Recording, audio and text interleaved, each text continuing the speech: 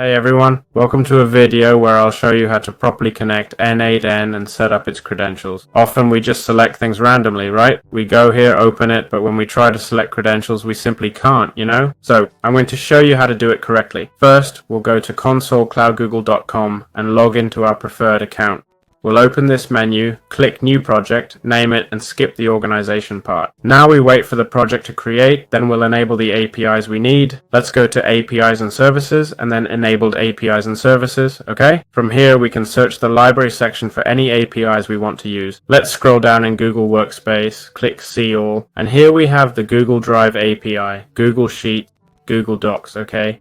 We also have Meet and so on. Just click here, or in my case, Manage. I should switch projects. If I switch to Test, I'll see Enable. Let's click that indeed. Alright, now let's go to API Services to the OAuth consent screen section, okay? To API Services right where we were. Now we'll fill out this form, okay? Once again, I need to change project. Click Start here, wait, and they'll ask for app info. Let's put Test, okay? This part doesn't matter. For email, I'll use my contact email. Click Next, External Users, Next, Contact Info, use the same email. Next, Accept, Continue, and Create, okay? Now we'll just wait, alright? Now we'll click on Create OAuth Client, okay?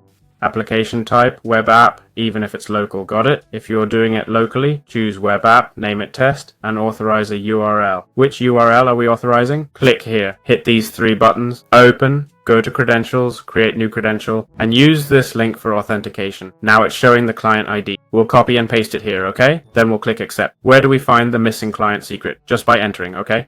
We'll open this new OAuth verification we created, copy the client secret and paste it, alright? Okay, but we can't connect to Google yet. It'd say it's blocked, which is a common error. Alright, now we'll click Save and go to Data Access. Next, we'll add or remove permissions and start selecting all the data we can. We'll set it to 100 rows, select all, hit update, and they'll appear on the left. We'll scroll down and click Save. Now we'll go to Public, click Test Users, and add the email we'll use with these credentials. In this case, this email. Now we'll simply sign in with Google through here. This way we'll have the credentials in N8N without any issues, okay? I hope you liked it and this solved your problem. See you in future videos. Bye bye.